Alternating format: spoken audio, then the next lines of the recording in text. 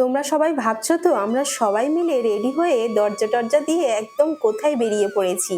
আমার দুই ননদের বাড়ি কিছুটা দূর, মানে ছোট ননদের বাড়ি একটু দূর, কিন্তু বড় ননদের বাড়ি একটু কাছাকাছি। ওখানে আমার বাবা মা সবাই এসছে, তো সবাইকে দুপুরবেলার খাবার নিমন্ত্রণ আছে। তো সবাই মিলে এইভাবে রেডি হয়ে বেরিয়ে পড়েছি।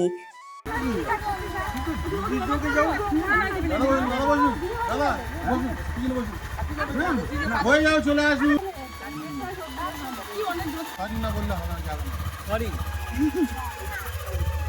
এখানে তরুণ মানাকে সরি বলে গেল, কেন বলো তো? মানা আর তরুণের একটু ঝগড়া হয়েছে। মানা তাই একদম ওর ছোট মামার উপরে প্রচণ্ড রেগে আছে। তাই দেখো, ও কিন্তু বাইকে উঠলো না, আমাদের সাথে হেঁটেই যাচ্ছে। গঙ্গাসাগরে গ্রাম বাংলার মন্দিরগুলো দেখতে খুব সুন্দর হয়। তো দেখতেই পাচ্ছ, হাঁটতে হাঁটতে পৌঁছে গেলাম পানের বরজ থেকে আনা পান ঘরে।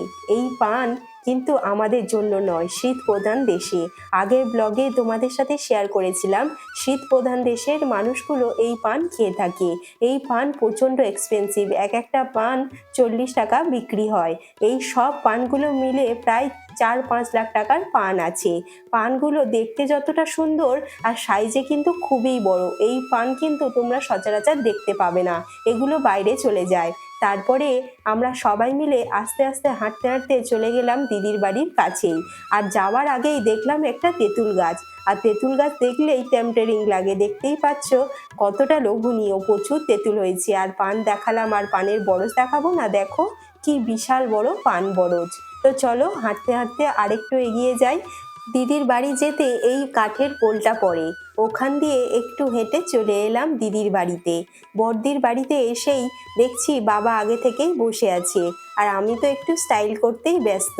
বাবাকে বললাম একটু পোজ দাও, তো পোজ দিতে দিতে দেখলাম ছোট জামাইবাবুও চলে এসছে। তো চলো, দিদির বাড়িতে একটু রেনোভেশনের কাজ চলছে, তো দেখতেই পাচ্ছ সবাই মিলে এখানে পৌঁছে গেছে। মানা তো ওর ভাগের খাবারগুলো আগে থেকে আলাদা করে রেখে দিচ্ছে, যাতে কেউ নিয়ে না নিতে পারে। আর কত কিছু রান্না হয়েছে দেখো, মাছের ঝাল, চিংড়ি দিয়ে একটা চচ্চড়ি, ঢেঁড়স ভাজা, পটল ভাজা, এত কিছু রান্না হয়েছে যে আমি একসাথে সব কিছু বলতেই পারবো না। আর সাথে দেশি মুরগি, যেটা একদম দারুণ রান্না করেছিল দিদি।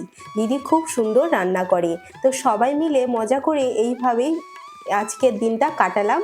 আর খাওয়া দাওয়া তো খুবই দারুণ হয়েছে। তারপরে দেখো, দিদির বাড়ির একটু এদিকে এলেই একটা গাছে ছোট ছোট পেয়ারা, কিন্তু খুবই টেস্টি। দেখো এদিকে পোকা খেয়েই ফেলেছে, তাকে দেখে বোঝাই যাচ্ছিল না। আজ তাহলে আসি, ফলো করতে ভুলো না কিন্তু।